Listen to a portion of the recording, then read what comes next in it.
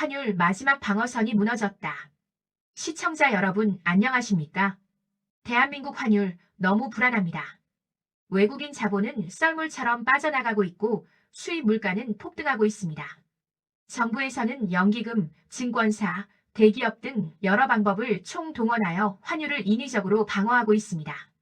오늘은 우리 경제의 최후 보루인 환율 1,500원 선이 무너지게 되면 걷잡을 수 없는 상태로 가게 되고 앞으로 닥칠 우리 국가와 국민들이 겪게 될 상황들이 어떻게 진행될지 보도하겠습니다.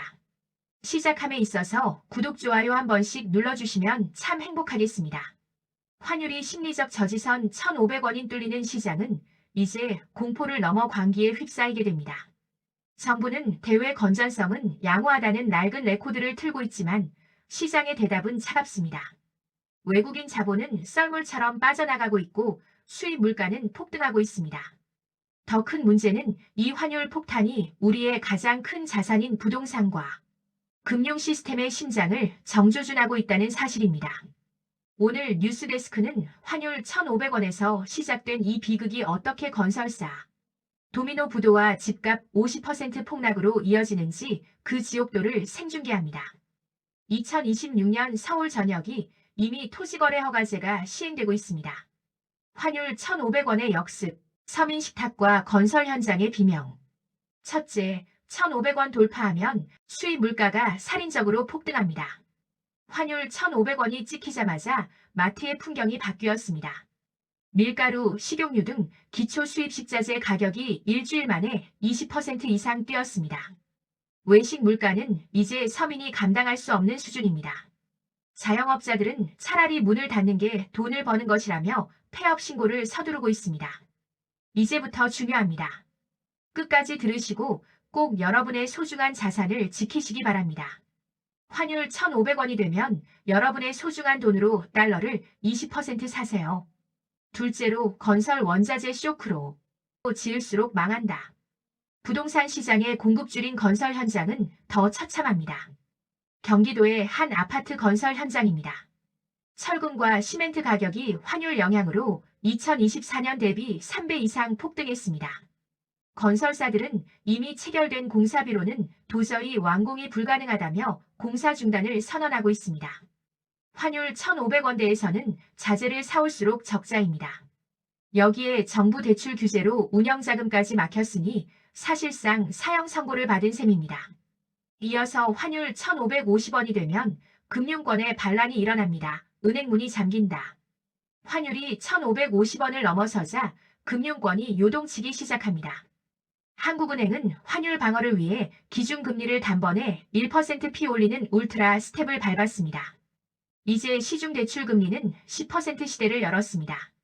이 부분에서 꼭 달러를 30% 사시고 여러분의 소중한 자산을 지키세요. 먼저 제2금융권의 뱅크런 사태가 일어납니다. 큰일 나기 시작합니다. 건설사에 막대한 돈을 빌려준 저축은행과 새마을금고의 연체율이 30%를 돌파했습니다. K건설을 비롯한 중견 건설사들의 부도설이 돌자 예금자들이 은행으로 몰려들고 있습니다. 오늘 하루에만 수조 원의 예금이 빠져나갔습니다. 일부 지점은 현금 부족을 이유로 지급을 정지했습니다. 다음은 1997년의 재림입니다. 내 돈이 사라졌다. 1997년 IMF 당시 우리는 멀쩡해 보이던 종합금융사들이 하루아침에 문을 닫는 것을 보았습니다. 2026년 지금 그때보다 더 큰 규모의 뱅크런이 우리 눈앞에서 벌어지고 있습니다. 은행이 문을 닫는다는 것은 그 은행과 연결된 모든 경제활동의 정지를 의미합니다. 환율 1,600원과 부동산 대공황 50% 폭락의 진실. 드디어 환율 1,600원 선이 무너졌습니다. 대한민국 국가 신용도는 정크 등급 직전까지 추락했습니다. 이제 시장은 조정이 아니라 대폭락의 구간으로 진입합니다. 이 부분에서는 꼭 달러를 40% 사시고 여러분의 소중한 자산을 지키세요. 우선 토지거래 허가제로 인해 팔 수 없는 감옥입니다. 서울 강남과 잠실, 여의도 등 서울 전역에 이어 경기도까지 토지거래 허가제로 묶인 이곳은 이제 부동산 감옥입니다. 환율 1,600원 폭탄에 이자를 감당 못한 집주인들이 30억 아파트를 15억에 던지려 해도 정부의 허가가 나지 않아 팔지 못합니다. 거래가 실종된 상태에서 가끔 터지는 급매물이 시세가 되며 자산 가치는 수직 낙하하고 있습니다. 다음은 1997년 폭락장과의 비교해 보겠습니다. 1997년 음마 아파트가 2억에서 1억으로 떨어졌던 것보다 이번이 더 위험합니다. 그때는 가계부채가 적었지만 지금은 2,500조 원의 부채를 짊어진 상태입니다. 집값이 50% 폭락하면 담보가치가 대출금보다 낮아지는 깡통 아파트가 속출하고 이는 곧 금융 시스템의 완전한 붕괴로 이어집니다. 이어서 건설사 연쇄부도로 대한민국 건설의 종말이 오고 있습니다. 오늘 하루에만 상위 20위권 내 건설사 3곳이 최종 부도를 선언했습니다. 은행들이 건설사 대출 연장을 거부하면서 도미노 부도가 시작됐습니다. 부도난 건설사들의 하청업체는 전국적으로 1만 개가 넘습니다. 공사 대금을 받지 못한 노동자들이 거리로 쏟아져 나오고 있습니다.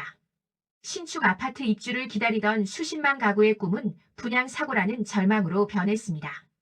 마지막으로는 각자 도생의 길밖에 없습니다. 각자가 살아남는다. 시청자 여러분, 환율 1,500원에서 시작된 비극은 1,600원을 넘어 2,000원까지 갈 수 있습니다. 우리는 목격했습니다. 정책이 시장을 억누를 때 어떤 기형적인 폭발이 일어나는지, 환율이라는 파도가 우리의 삶을 얼마나 쉽게 삼키는지 말입니다. 1997년 IMF 당시 우리는 금을 모아 나라를 살렸습니다. 하지만 2026년 지금 국민에게 그런 희생을 강요할 명분은 사라졌습니다. 이제는 국가가 아닌 스스로를 믿어야 할 때입니다. 부채를 줄이고 현금을 확보하십시오. 거품 섞인 아파트에 대한 미련을 버리십시오.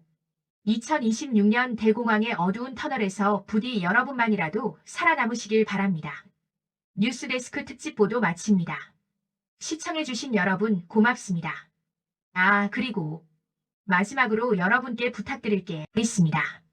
오늘 영상에서 가장 더 도움됐던 부분이나 이건 꼭 실천해 봐야겠다 싶은 포인트를 댓글로 남겨주세요. 제가 하나하나 읽고 직접 답변도 드리겠습니다. 여러분의 댓글은 저에게 큰 힘이 되고 또 다음 영상 주제를 정하는 데도 정말 큰 도움이 됩니다. 혹시 오늘 영상이 도움되셨다면 구독과 좋아요, 알림, 설정 꼭 눌러주세요. 여러분의 작은 응원이 더 많은 초보 유튜버분들에게 필요한 정보를 전하는 데 큰 힘이 됩니다. 오늘도 함께 해주셔서 감사합니다. 행복한 하루 되세요.